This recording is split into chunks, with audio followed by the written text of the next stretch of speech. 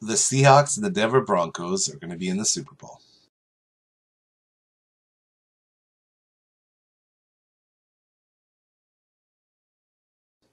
So today's blog, I'm going to look at some sports. I know a lot of you who are familiar with a lot of the blogs I've done, either on this channel or on other channels, know that I like to do a lot of geeky type things, games and comics and all that sort of stuff. But today is a sports one, and I'm hoping to do kind of a real variety of things as I move along here. Today I want to look at the National Football League and the NHL. For those of you who are not familiar with sports in North America, or even sports at all, the National Football League is by far the biggest sports league in North America. I mean, they dwarf everything else. I mean, NASCAR is pretty big, and there's MMA, and obviously there's baseball and football and soccer and hockey and all those other ones, but by far the National Football League is the biggest one here in North America. Around the world, soccer and to a little lesser extent tennis are the ones who kind of dominate the world stage. So generally in North America, football and NFL has kind of taken the lead on a number of things. I mean, over the last few years, a salary cap was brought into football, and hockey followed suit. There was concussion protocols in football, and hockey followed suit. There was even something the players. The players sued the Football League because of all these concussions and stuff, and the NHL players have just now, I believe it's in the process of going to court, sued the NHL over concussions and these sort of physical injuries. So generally, the NFL has kind of dominated the sports scene over the last, say, 10 years in leading things, and other leagues are always kind of a little bit behind in catching up to them.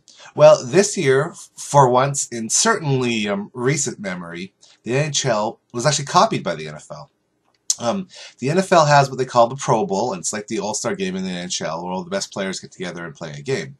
Now, about 3 years ago, the NHL decided to take their All-Star game, which traditionally has been, not really appreciated by fans, and they decided to add something new to try to freshen up and revitalize it. And pretty much what they did was they took 2 or 3 players from kind of from the pool of All-Star players and made them team captains, and then they picked teams of their other players and played a game. So kind of almost like a fantasy hockey. Well, this year, surprisingly, and for me a bit shocking, the NFL has decided to do the same thing, and they're calling it like real life fantasy football. So instead of having current players, they have Jerry Rice and I believe Deion Sanders, who are Hall of Famers, and they're picking from the list of the Pro Bowl players, the All-Star players, to form a team. Now, some might say, is this really a paradigm shift in the sporting world in North America? Are the smaller leagues like the MLS and the NHL starting to turn the tables and maybe dictate more of what's going on? My answer is no. I think this is kind of a one-off. I think the NFL, like many sports leagues, see that very few people really watch and enjoy their All-Star game, their Pro Bowl. So they're trying to do something to kind of mix it up and a new gimmick to maybe kind of revitalize it. There's even been some talks of scrapping it. About 3 or 4 years ago, they moved it to the week between the Super Bowl and the rest of the playoff games, but before it had been after the Super Bowl to try to revitalize it. Other leagues suffer this exact same problem. Baseball recently, within the last 5 years or so, made it so that the winner of the All-Star game, their division, their conference, or their league gets home field advantage in the World Series. So they're trying to do things to motivate the players to try so the fans will actually watch and enjoy it. So is this a paradigm shift in North American sports? I would say not even a little bit. This is definitely a one-off. Normally the NFL dominates things and will continue to dominate things. However, if you are looking for a paradigm shift within sports in North America, my recommendation is to look to the concussion issue. We've seen these lawsuits. We've seen pretty strict protocols put in by the NFL and a little less strict by the NHL, but with similar sort of things. And I think a lot of parents are going to start looking at these sports and seeing that people who have played them in their retirement years have been suffering for some pretty serious injuries, including some suicides and some deaths over depression, and that relate to all these constant headshots. So parents may start to look at putting their children into sports like a soccer or a tennis or a basketball, in which concussions are almost unheard of, but which still can draw international attention, and there's still fame and there's still stuff available.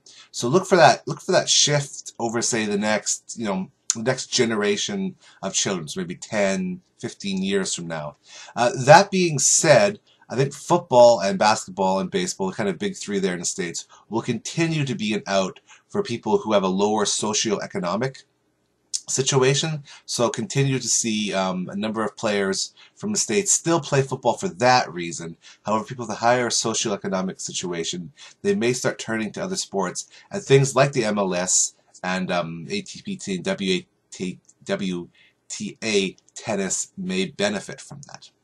Alright, well that was today's blog. Next week I'm going to look at some League of Legends. I'm going to discuss why playing a variety of champions and a variety of game modes will actually help to increase your ranked play on the Rift. Alright, well until I talk to you next week, we will see you on the Rift.